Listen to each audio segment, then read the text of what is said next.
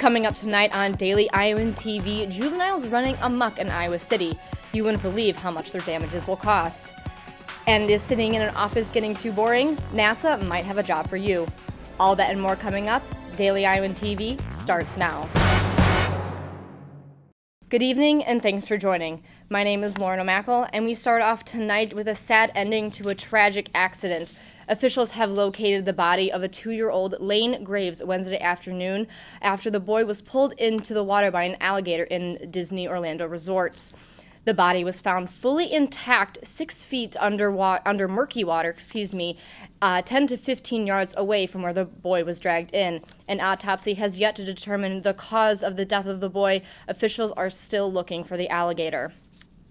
And also in Florida, while President Obama and Vice President Biden visit those affected by the Orlando shooting, the FBI is uncovering more information about the shooter, Omar Mateen. Officials said around 4 a.m. the night of the shooting, 2 hours after the shooting had occurred, Mateen had contacted his wife, Noor Salma, through text and asked if she had seen the news.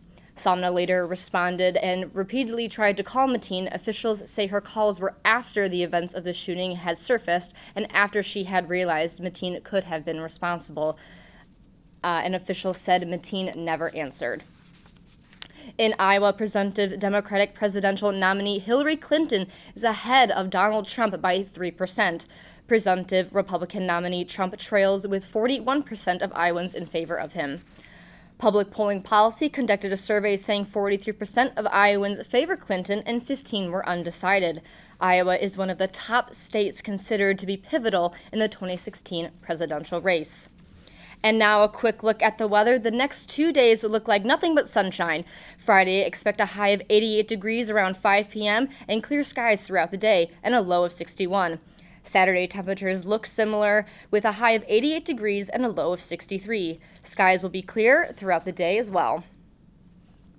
Officials have reported earlier this morning that 3 juveniles had ran away from the Four Oaks Juvenile Shelter. Officials were notified that a 12-year-old, 13-year-old, and 14-year-old had broken into a business on Webster Street where an unknown amount of property and cash were stolen.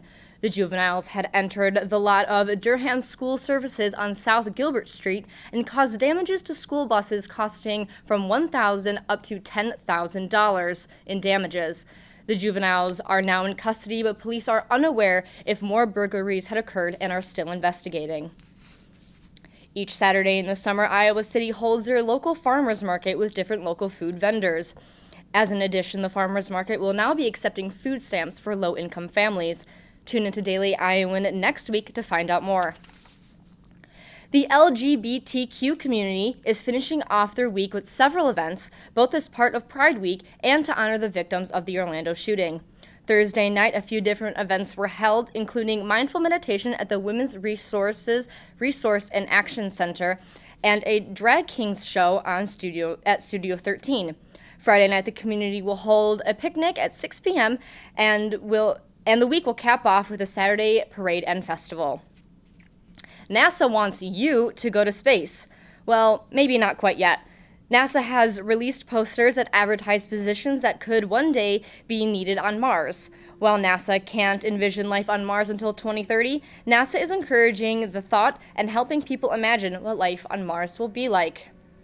That's all we have for you tonight on Daily Iowan TV. Be sure to check out our website, dailyiowan.com, for all the latest news between now and Monday. For Daily Iowan TV, I'm Lauren O'Mackle. Have a good night, great weekend, and we'll see you next week.